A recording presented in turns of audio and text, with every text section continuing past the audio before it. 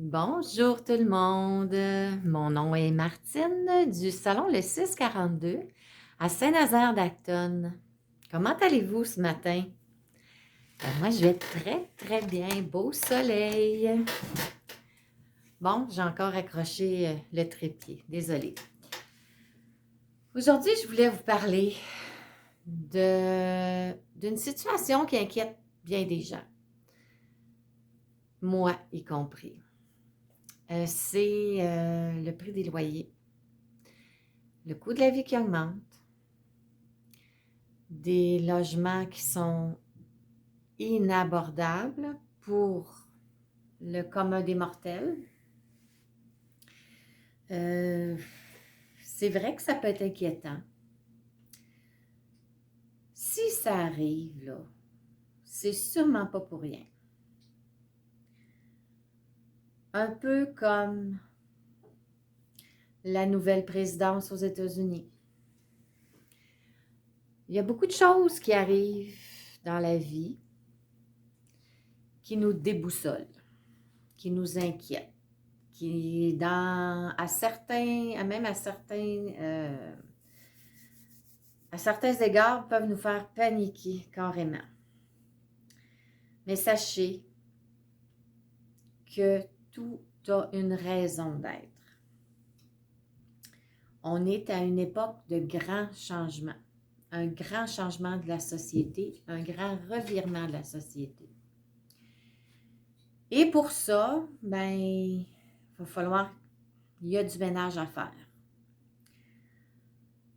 Il y a du ménage à faire au niveau des gouvernements. Puis, il va falloir aussi revoir notre échelle de valeurs. Probablement que par rapport aux loyers qui sont très élevés. Tu sais, vous savez, on est une société très égocentrique. On est très... c'est pas égocentrique que je veux dire, là. Oui, on est quand même assez égocentrique, mais on est très individualiste. C'est surtout ça que je voulais dire. Beaucoup de gens aiment vivre seuls. Et je le comprends très bien. Je suis la première à lever la main. Question de tranquillité. Mais qui va avoir les moyens de se permettre un loyer tout seul, que ce soit aujourd'hui ou pour les 20 prochaines années?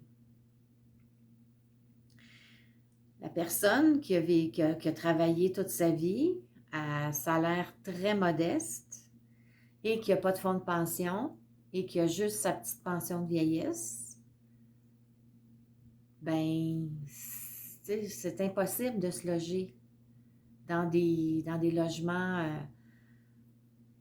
normaux qui sont 1300, 1500 aujourd'hui. Il faut avoir de l'argent de côté, là.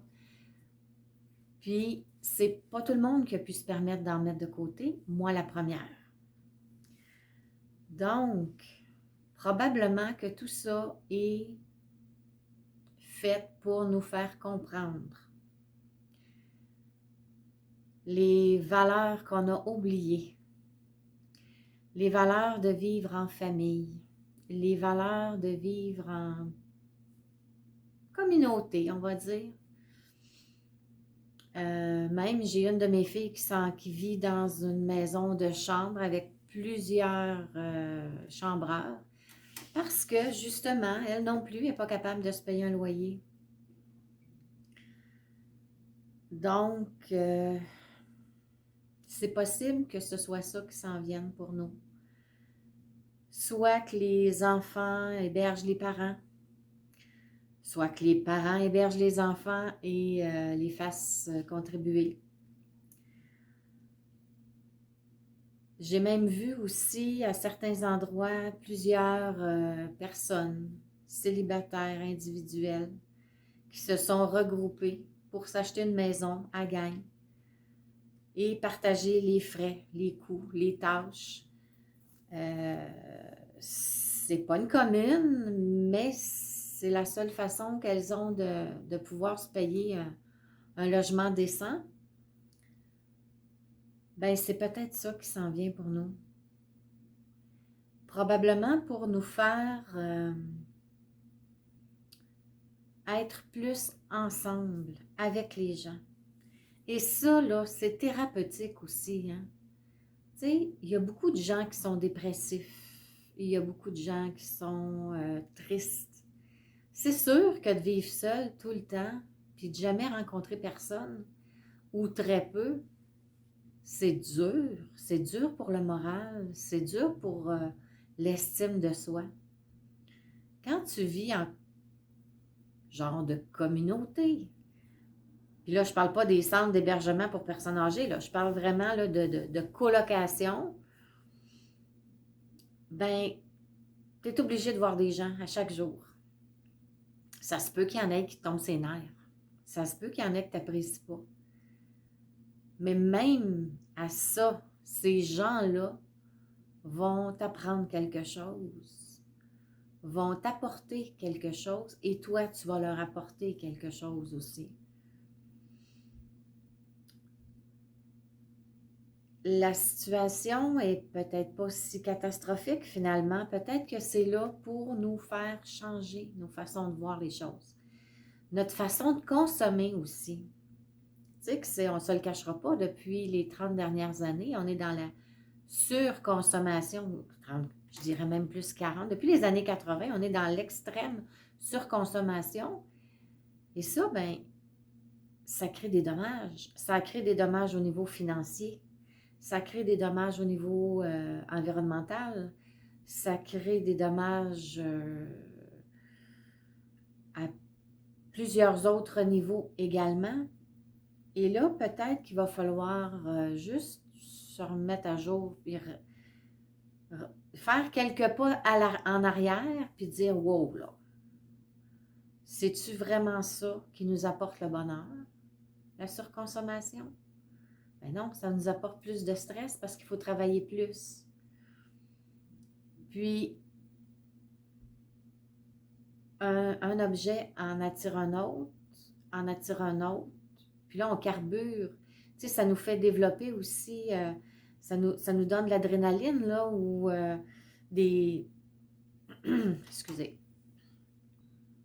L'hormone du bonheur instantané, là, je ne sais pas trop comment elle s'appelle. Mais le bonheur instantané, il ne dure pas. Puis ça va en prendre un plus gros, puis un plus gros. Fait que moi, je me pose beaucoup de questions. Je me remets en question continuellement. Je pense que c'est correct aussi.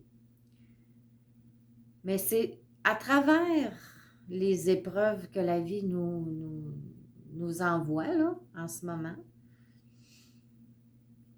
ben probablement que c'est pour nous ramener un peu plus terre à terre et un peu plus à l'écoute des autres. Pas juste de nous-mêmes. Oui, se respecter soi-même, s'aimer soi-même, c'est une priorité. Mais ce n'est pas une raison pour ne pas penser aux autres. Fait que je pense que l'esprit de communauté doit revenir. Puis ce ne sera même pas par choix, ça va être par nécessité. Et la nécessité probablement va nous apporter une lumière.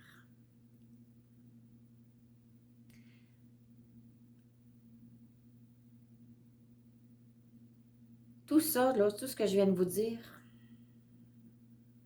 bon, c'est une réalité, mais c'est mon opinion. Hein?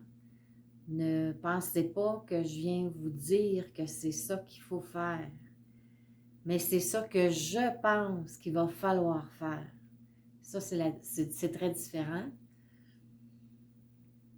Peut-être que ça va vous faire réfléchir à votre façon de voir ça. Peut-être que ça va vous avoir éclairé.